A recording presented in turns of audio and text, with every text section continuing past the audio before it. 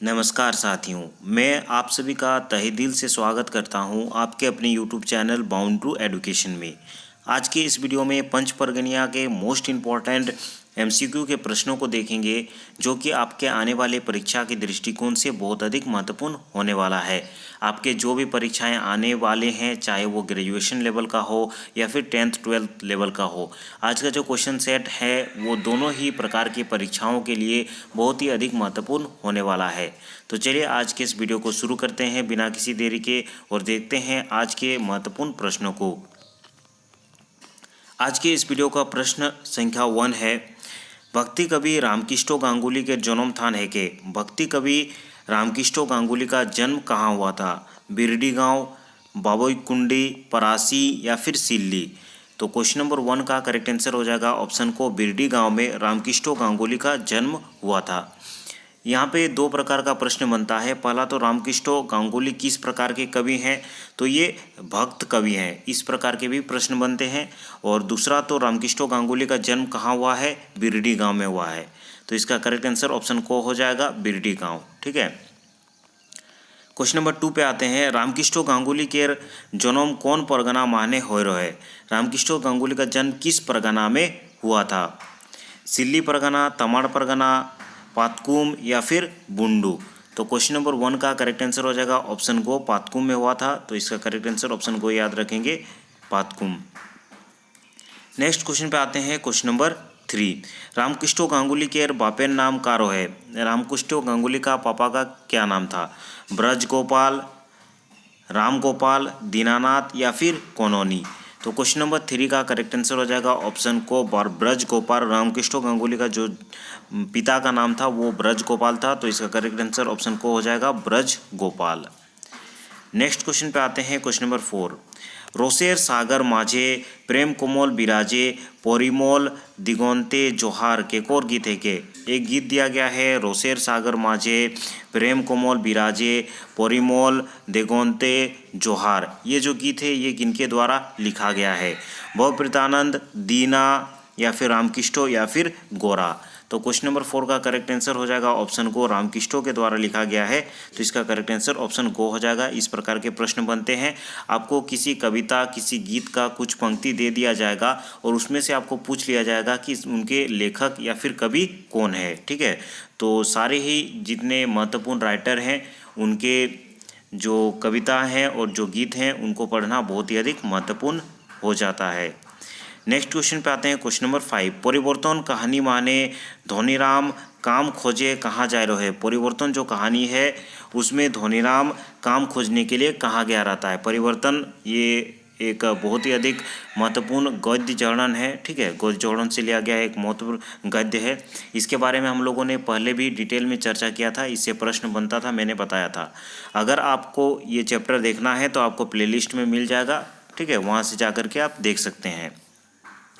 इनके जो ऑप्शन है उनको देख लेते हैं, आसाम, रांची, सिमडेगा या फिर हजारीबाग होइला?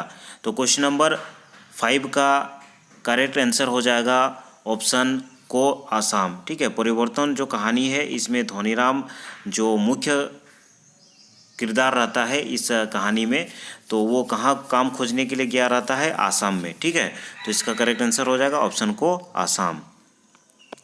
नेक्स्ट कहानी है, माफ कीजिएगा, नेक्स्ट क्वेश्चन है, क्वेश्चन नंबर 6, परिवर्तन कहानी माने धोनीराम नरेश सॉन्ग कौनठिन भेंट होइला? ठीक है, तो परिवर्तन जो कहानी है उसमें धोनीराम जो मुख्य कैरेक्टर रहता है वो नरेश के साथ कहाँ पे भेटाता है? टीसोन माने, बाजार माने, गांव माझे या फिर कोनोनी? तो क्वेश्चन नंबर 6 का करेक्ट आंसर हो जाएगा टीसोन माने, अर्थात कि स्टेशन में उनका दोनों का भेंट होता है। जब धोनीराम आसाम से कुछ पैसे इकट्ठा करके गांव लौटता है तो वहीं पे उसका जो बचपन का साथी रहता है नरेश, उनके साथ भेंट होता है कहाँ पे? स्टेशन पे। ठीक है, तो इसका करेक्ट आंसर ऑप्शन को हो जाएगा स्टेशन माने, टीसोन माने। नेक्स्ट क्वेश्चन पे आते हैं, क्वेश्चन नंबर 7, बाघ और सियाड़ कहानी माने बूढ़ा और बूढ़ी केर जान के बचा लो? बाघ और सियाड़ जो कहानी है इसमें बूढ़ा और बूढ़ी का जान कौन बचाता है, सियार, बाघ, नवा या फिर हाथी। ये भी कहानी मैंने करवा चुका है, आपको लोक कहानी के प्लेलिस्ट में ये कहानी देखने को मिल जाएगा। तो क्वेश्चन नंबर 7 का करेक्ट आंसर हो जाएगा ऑप्शन को सियार। बूढ़ा और बूढ़ी को बाघ से कौन बचाता है, सियार बचाता है। ठीक है, तो इसका करेक्ट आंसर ऑप्शन को हो जाएगा सियार। क्वेश्चन नंबर 8 है पंच परगनाक उत्तर माने कौन जिला आहे। पंच परगना के जो उत्तर है उसके उत्तर में कौन सा जिला पड़ता है, रांची, हजारीबाग, पुरुलिया या फिर सिंहभूम। तो क्वेश्चन नंबर 8 का करेक्ट आंसर हो जाएगा ऑप्शन खो, हजारीबाग जिला पड़ता है। ठीक है, तो इसका करेक्ट आंसर ऑप्शन खो हो जाएगा हजारीबाग। क्वेश्चन नंबर 9 है पंच परगनाक दक्षिण माने कौन जिला आहे। पंच परगना जो क्षेत्र है उनके दक्षिण में कौन सा जिला आता है, सिंहभूम, हजारीबाग, पुरुलिया या फिर रांची। तो क्वेश्चन नंबर 9 का करेक्ट आंसर हो जाएगा सिंहभूम जिला आता है। ठीक है, तो इसका करेक्ट आंसर ऑप्शन को सिंहभूम हो जाएगा। नेक्स्ट क्वेश्चन है क्वेश्चन नंबर 10 पंच परगना पूर्व माने कौन जिला है। पंच परगना के पूर्व में कौन सा जिला आता है, सिंहभूम, पुरुलिया, रांची या फिर हजारीबाग। तो क्वेश्चन नंबर 10 का करेक्ट आंसर हो जाएगा पुरुलिया। ठीक है, ऑप्शन खो इसका करेक्ट आंसर हो जाएगा पुरुलिया, याद रखेंगे। नेक्स्ट क्वेश्चन पे आते हैं क्वेश्चन नंबर 11 गोड़ाडी वनांचल और वन विख्यात रहे। गोड़ाडी का जो वनांचल है वो किस लिए विख्यात है, लाहा कहते हैं, कोयला कहते हैं, जानवर कहते हैं या फिर माटी कहते हैं। तो क्वेश्चन नंबर 11 का करेक्ट आंसर हो जाएगा लाहा कहते हैं। जो गोड़ाडी का वनांचल है वहाँ पे जो भी वृक्ष हैं वहाँ पे बहुत अधिक लाह का जो उपज है वो होता है। ठीक है, तो लाह जो एक प्रकार का सूक्ष्मजीव होता है। ठीक है, उससे लाह हमें प्राप्त होता है जिससे बहुत सारे वस्तुएं बनते हैं और जो भी ग्रामीण किसान होते हैं लाह का उत्पादन करते हैं। ठीक है, तो क्वेश्चन नंबर 11 का करेक्ट आंसर हो जाएगा ऑप्शन को लाह कहते हैं। नेक्स्ट क्वेश्चन है क्वेश्चन नंबर 12 गोड़ाडी वनांचल माने देखे पवायला। गोड़ाडी वनांचल में क्या देखा जा सकता है, बांगादा पहाड़, लोकबुरु, चुटुबुरु या फिर तीनों सोब। तो क्वेश्चन नंबर 12 का करेक्ट आंसर ऑप्शन को हो जाएगा तीनों सोब। ठीक है, बांगादा पहाड़ भी वहाँ देखने को मिल सकता है, लोकबुरु है और चाटुबुरु है। तो इसका करेक्ट आंसर हो जाएगा ऑप्शन घो तीनों सोब। नेक्स्ट क्वेश्चन है क्वेश्चन नंबर 13 गोड़ाडी वनांचल माने देखे पवायला। फिर से वही क्वेश्चन है, गोड़ाडी वनांचल में कौन कौन सा चीज़ हमें देखने को मिलता है, मुनगाबुरु, रानीहारा, पुरना पानी या फिर तीनों सोब। तो क्वेश्चन नंबर 13 का करेक्ट आंसर ऑप्शन को हो जाएगा तीनों सोब। ठीक है, मुनगाबुरु भी है, रानीहारा भी है, पुरना पानी भी है। ठीक है, गोड़ाडी वनांचल बहुत अधिक महत्वपूर्ण स्थान है और इससे बहुत अधिक प्रश्न आपके परीक्षा में बनते हैं, तो इसे ध्यानपूर्वक देखिएगा। तो क्वेश्चन नंबर 13 का करेक्ट आंसर ऑप्शन को हो जाएगा तीनों सोब। क्वेश्चन नंबर 14 है गोड़ाडी के वनांचल माने देखे पवायला, ईटा माथानी, पुरना पानी, रानीहारा या फिर तीनों सोब। तो इसका करेक्ट आंसर तीनों सोब हो जाएगा ऑप्शन को। ठीक है, ईटा माथानी भी मिलता है, पुरना पानी भी है और पानी हरा भी है। ठीक है, तो इसका करेक्ट आंसर ऑप्शन घो हो जाएगा तीनों सोब। नेक्स्ट क्वेश्चन पे आते हैं क्वेश्चन नंबर 15 गोड़ाडी केर वनांचल माने पाखना केर बनल साधु केर झोपड़ी कौन बुरु माने आहे। ठीक है, पत्थर का बना हुआ साधु का जो झोपड़ी है वो गोड़ाडी के वनांचल में कहाँ पे स्थित है, लोकबुरु में, चाटुबुरु में, मुनगाबुरु में या फिर रानीहारा में। तो क्वेश्चन नंबर 15 का करेक्ट आंसर चाटुबुरु हो जाएगा, चाटुबुरु में स्थित है। ठीक है, यहाँ पे एक साधु का झोपड़ी है जो पत्थर का बना हुआ है, तो इसका करेक्ट आंसर ऑप्शन को हो जाएगा चाटुबुरु। माफ़ कीजिएगा, क्वेश्चन नंबर इसका खो हो जाएगा लोकबुरु। ठीक है, याद रखेंगे ऑप्शन खो लोकबुरु इसका करेक्ट आंसर हो जाएगा 15 का। क्वेश्चन नंबर 16 पे आते हैं गणेश भगवान के मूर्ति कहाँ के गुफा माने आहे। गणेश भगवान का जो मूर्ति है वो किस गुफा में हमें देखने को मिलता है, चाटुबुरु में, लोकबुरु में, मुनगाबुरु में या फिर रानीहारा में। तो क्वेश्चन नंबर 16 का करेक्ट आंसर हो जाएगा ऑप्शन को चाटुबुरु में। ठीक है, इसका करेक्ट आंसर ऑप्शन को याद रखेंगे, गणेश भगवान के मूर्ति कहाँ पे मिलता है, चाटुबुरु में मिलता है। तो इसका करेक्ट आंसर ऑप्शन को चाटुबुरु हो जाएगा। क्वेश्चन नंबर 70 है गौड़िया पात कौर नायक के रहो। गौड़िया पद के नायक कौन है, चैतन्य महाप्रभु, चंडीदास, अचरज सिंह या फिर कालिया। तो क्वेश्चन नंबर 17 का करेक्ट आंसर हो जाएगा चैतन्य महाप्रभु। ठीक है, गौड़िया पद के इनको नायक के रूप में जाना जाता है, तो इसका करेक्ट आंसर ऑप्शन को हो जाएगा चैतन्य महाप्रभु। नेक्स्ट क्वेश्चन की ओर चलते हैं क्वेश्चन नंबर 18 निर्गुणिया सोब कौन पंथ चलाए रहे। निर्गुणिया सोब किस पंथ में चलाया गया रहता है, सोजिया पंथ, बाउल पंथ, गौड़िया पंथ या फिर तीनों सोब। तो क्वेश्चन नंबर 18 का करेक्ट आंसर ऑप्शन खो हो जाएगा बाउल पंथ। ठीक है, क्वेश्चन नंबर 19 को देखते हैं हेटे देल कौन गिला पंच परगना सौगुन पंत कवि है कोई। तो नीचे जो भी ऑप्शन दिए गए हैं उनमें से आपको बताना है कि पंच परगनिया का सौगुन पंत का कवि किसे कहा गया है। ठीक है, गौरंगिया, विनोदिया, रामकिशन या फिर तीनों। ठीक है, ये रामकिष्टो है, रामकिष्टो या फिर तीनों। तो क्वेश्चन नंबर 19 का करेक्ट आंसर ऑप्शन हो जाएगा तीनों।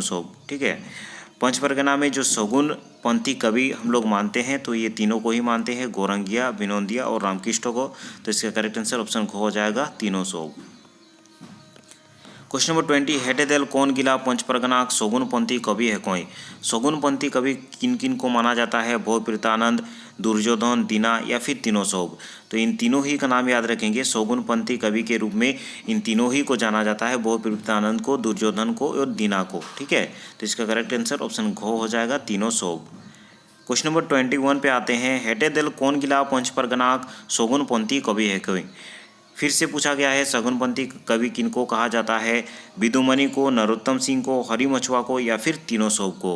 तो क्वेश्चन नंबर 21 का करेक्ट आंसर हो जाएगा तीनों। इन तीनों ही का नाम याद रखना होगा आपको सौगुनपंथी कवि के रूप में, विदुमणि, नरोत्तम सिंह और हरि मछुआ। ठीक है, इसके आगे हम लोग देखे थे सौगुनपंथी कवि में भोजप्रीतानंद, दुर्योधन, दीना। ठीक है, तो 6 नाम हो गया सौगुनपंथी कवि के रूप में। नेक्स्ट है क्वेश्चन नंबर 22। इसमें बताना है आपको कि निर्गुणपंथी कवि किनको कहा गया है, बोर्जुनाम, द्वारिका, कालिया या फिर तीनों। तो निर्गुणपंथी कवि के रूप में याद रखेंगे बोर्जुराम का नाम, द्वारिका का नाम, कालिया का नाम, इन तीनों ही का नाम याद रखेंगे। तो इसका करेक्ट आंसर हो जाएगा ऑप्शन घो तीनों। नेक्स्ट क्वेश्चन है क्वेश्चन नंबर 23।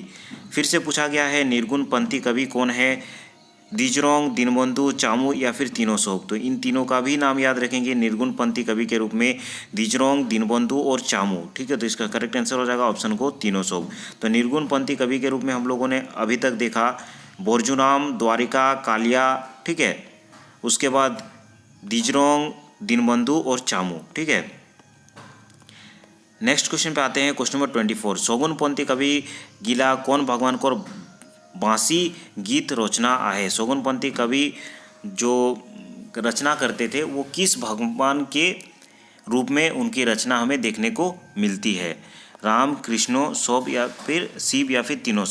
तो इन तीनों ही भगवान का रचना हमें इन सौगुनपंथी कवि के जो रचनाएं हैं, जो कविताएं हैं, जो गीत हैं उनमें देखने को मिलता है। तो इसका करेक्ट आंसर हो जाएगा ऑप्शन घो तीनों। ठीक है, क्वेश्चन नंबर 25 है आज के इस वीडियो का लास्ट क्वेश्चन होगा, हेटे देल कौन गीत के रचना निर्गुणपंथी कोयर आहोई। निर्गुणपंथी जो कवि हैं उनके द्वारा कौन सा रचना किया गया है, बाउल संगीत का, देवतत्व का या फिर रहस्यवाद का या फिर तीनों का। तो क्वेश्चन नंबर 25 का करेक्ट आंसर हो जाएगा ऑप्शन को तीनों का जो रचना है वो निर्गुणपंथी कवि के द्वारा किया गया है, बाउल संगीत का भी, देहतत्व का और रहस्यवाद का। तो इसका करेक्ट आंसर ऑप्शन घो याद रखेंगे तीनों। ठीक है, तो आज के इस वीडियो को देखने के लिए धन्यवाद। अगर आप झारखंड से संबंधित विभिन्न प्रकार के कॉम्पिटिटिव परीक्षाओं की प्रिपरेशन करते हैं तो आप हमारे चैनल से जुड़ सकते हैं। चैनल के प्लेलिस्ट में आपको विभिन्न प्रकार के प्रतियोगी परीक्षाओं से संबंधित वीडियोस देखने को मिल जाएंगे, वहां से आप देख सकते हैं। ठीक है, आज की इस वीडियो को देखने के लिए धन्यवाद। अगर आपने अभी तक चैनल को सब्सक्राइब नहीं किया है तो इसे जरूर सब्सक्राइब कर दे, सामने के बेल के आइकन को भी प्रेस कर दे ताकि इस वीडियो में जो भी न्यू वीडियोस इस चैनल में जो भी न्यू वीडियोस अपलोड होंगे उसका नोटिफिकेशन आप तक डायरेक्टली पहुंच सके। अगर आपने अभी तक वीडियो को लाइक नहीं किया है तो इसे ज़रूर लाइक कर दे, जिससे हमें एक प्रकार से मोटिवेशन मिलता है और ये भी पता चलता है कि इस प्रकार के वीडियोस आपके लिए मैं बनाऊं या फिर ना बनाऊं। धन्यवाद, अगले वीडियो में जल्द मिलेंगे।